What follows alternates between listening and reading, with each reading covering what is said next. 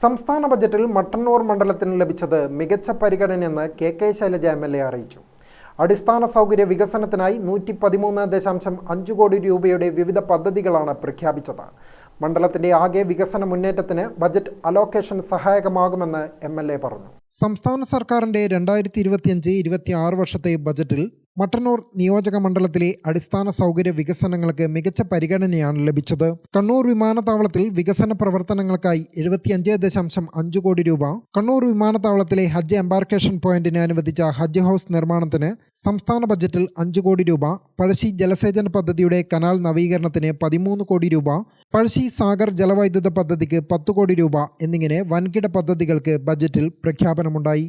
ഒപ്പം മണ്ഡലത്തിന്റെ അടിസ്ഥാന സൗകര്യ മേഖലയിലും മികച്ച പ്രാധാന്യം നൽകിക്കൊണ്ടാണ് സംസ്ഥാന സർക്കാർ ബജറ്റിൽ തുക വകയിരുത്തിയിരിക്കുന്നത്.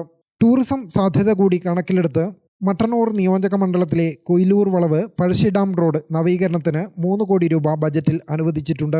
മാങ്ങാട്ടിടം പഞ്ചായത്തിലെ അയ്യപ്പൻതോട് കോക്കണ്ടി കനാൽ പാലം നിർമ്മാണത്തിന് 2 കോടി രൂപ, ചിറ്റാരിപ്പറമ്പ് പഞ്ചായത്തിലെ കൈച്ചേരി പാലം നിർമ്മാണത്തിന് 1 കോടി രൂപ, കോളയാട് പഞ്ചായത്ത് നെടുമ്പൊയിൽ ടൗൺ നവീകരണത്തിന് 1 കോടി രൂപ, ഉരുവച്ചാൽ കൾച്ചറൽ സെന്റർ നിർമ്മാണ പ്രവർത്തനങ്ങൾക്ക് 1 കോടി രൂപ, കൂടാളി പഞ്ചായത്ത് സ്പോർട്സ് കോംപ്ലക്സ് 1 കോടി രൂപ, Keezhallur panchayat mini conference hall 50 ലക്ഷം, മാലൂർ പഞ്ചായത്ത് കമ്മ്യൂണിറ്റി ഹാൾ 50 ലക്ഷം എന്നിങ്ങനെ മണ്ഡലത്തിന്റെ വിവിധ മേഖലകളിലെ അടിസ്ഥാന സൗകര്യ വികസനങ്ങളെ പരിഗണിച്ചുകൊണ്ടാണ് ബജറ്റിൽ തുക വകയിരുത്തിയിരിക്കുന്നത്.